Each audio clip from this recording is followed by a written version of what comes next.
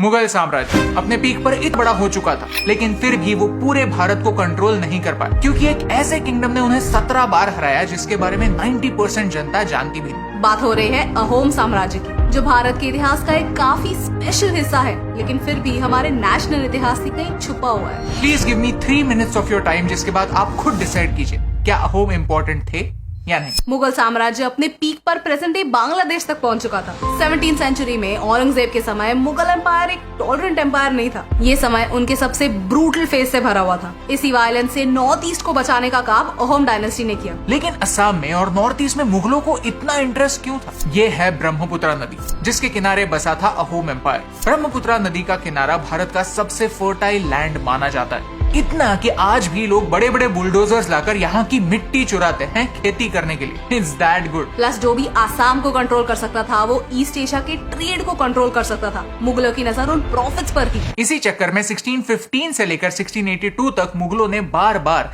असम पर हमला किया। अहोम्स ने रेजिस्ट किया जरूर, लेकिन 1667 में अहोम्स मुगलों से हार गए। उन्होंने सिर्फ अपने राज्य का एक हिस्सा नहीं खोया, उन्हें अपने खजाने से 3 लाख मुगलों को देने पड़े। ये लोगों का पैसा था जो असम की डेवलपमेंट में यूज हो सकता था। उन्होंने गुवाहाटी पर से कंट्रोल खो दिया। यहाँ तक 2 अहोम प्रिंसेसेस को मुगलों ने बंदी बना लिया। काश एक वॉर सिर्फ युद्ध के मैदान तक सीमित रहती, लेकिन सच तो यह है कि हर वॉर घर घर उजाड़ देती। बट ये दी एंड नहीं है दोस्तों। अहोम साम्राज्य का ग्रेटेस्ट चैप्टर अभी बाकी था, बैटल ऑफ सरायघाट। लचित बोरफुकन को आज भी भारत के सबसे ग्रेटेस्ट आर्मी जनरल्स में से एक माना जाता है। उन्होंने मुगलों से गुवाहाटी को वापस जीता, लेकिन फिर भी उन्होंने सेलिब्रेट नहीं किया। उन्हें पता था कि मुगल अपने इस डिफीट को लाइटली नहीं लेने वाले, वो वापस आएंगे। इसीलिए इमीडिएटली लचित बोरफुकन ने काउंटर अटैक प्लान करना स्टार्ट किया। और उनका अंदाजा सही था। मुगलों ने फिर से असम पर हमला किया। इस बार 5000 बंदूकें, 15000 आर्चर्स, 30,000 इन्फेंट्री और 1000 से ज्यादा तोपों के साथ मुगल वापस आए। सिर्फ नंबर्स की बात की जाए तो इतनी बड़ी सेना को डिफीट करना अहोम्स के लिए इम्पॉसिबल। लेकिन ये लड़ाई मुगलों की शक्ति और लचित बोरफुकन की बुद्धि के बीच में। उन्होंने लड़ाई को युद्ध के मैदान से जंगलों में, वादियों में, नदियों में लाया, जहाँ मुगलों के बड़े बड़े नंबर्स उनकी स्ट्रेंथ से उनकी वीकनेस बने। मुगलों की नेवी उनकी सबसे बड़ी कमजोरी थी। उन्होंने लैंड रूट को मिट्टी की दीवार से ब्लॉक कर दिया, so that Mughals were forced to use the navy. लेकिन युद्ध के टाइम एक समय ऐसा आ गया जब लचित बोरफुकन बीमार हो गए। आर्मी मन ही मन हारने लगी। एक टाइम ऐसा आया जब वो पीछे हटने की सोच ही रहे थे। तब लचित बोरफुकन ने कहा, अगर आपको पीछे हटना है तो आप हट जाओ, लेकिन मेरे राजा ने मुझे एक काम सौंपा, मैं वो काम पूरा करके ही घर जाऊंगा। मुगल हार गए, और इस हार के बाद मुगलों ने धीरे धीरे नॉर्थ ईस्ट को अकेला छोड़ दिया। अपना फोकस सेंट्रल इंडिया पर शिफ्ट किया, क्योंकि वो जानते थे कि अहोम आर्मी छोटी जरूर है, लेकिन कमजोर बिल्कुल नहीं।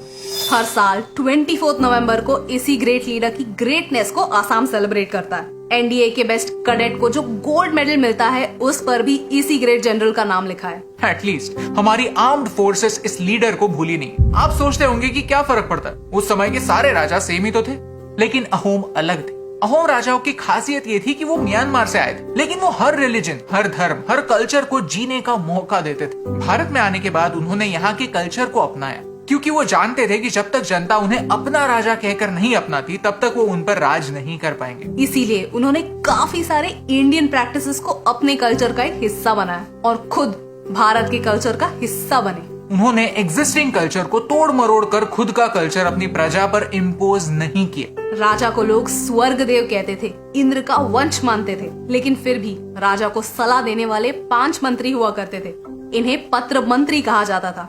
ये मंत्री अपने फील्ड के एक्सपर्ट्स हुआ करते थे और उनकी ही सलाह से राजा बड़े बड़े डिसीजंस लिया करते थे। They were good kings and maybe that's their crime। क्योंकि हम अच्छे रूलर्स को याद नहीं रखते, लेकिन बुरे रूलर्स की कहानियां फॉरवर्ड जरूर करते हैं। भारत के इतिहास का एक ही प्रॉब्लम है कि वो भारत की हिस्ट्री नहीं, सिर्फ दिल्ली की हिस्ट्री हमें सिखाता है। दिल्ली के रूलर्स के बारे में जानना कोई गलत बात नहीं, लेकिन सिर्फ दिल्ली के रूलर्स के बारे में जानना गलत बात है। दिल्ली के राजाओं को इम्पोर्टेंस मिलता है, लेकिन उन इम्पोर्टेंट राजाओं को इग्नोर किया जाता है जो एक्चुअल में देश के लिए इम्पोर्टेंट थे। शायद इसलिए नॉर्थ ईस्ट की हिस्ट्री, इवन साउथ इंडिया की हिस्ट्री हमसे छुपी हुई है। अहोम डायनेस्टी भारत के लॉन्गेस्ट रनिंग डायनेस्टीज में से एक है, लेकिन फिर भी इतिहास की किताबों से मिसिंग। ऐसा क्यों? भारत का इतिहास नॉर्थ ईस्ट का इतिहास जाने बगैर अधूरा है, क्योंकि भारत का फ्यूचर नॉर्थ ईस्ट के बगैर अधूरा है। तो इस वीडियो के थ्रू मेरी अथॉरिटी से रिक्वेस्ट है कि नई एजुकेशन सिस्टम आ रही है, क्यों ना हम इस बार कहानियों के जरिए इस इतिहास को वो रिस्पेक्ट दे जो वो डिजर्व करता है, क्योंकि अहोम डायनेस्टी को आपकी यादों में जिंदा रखने से और पूरे देश तक पहुंचाने से मुझे फर्क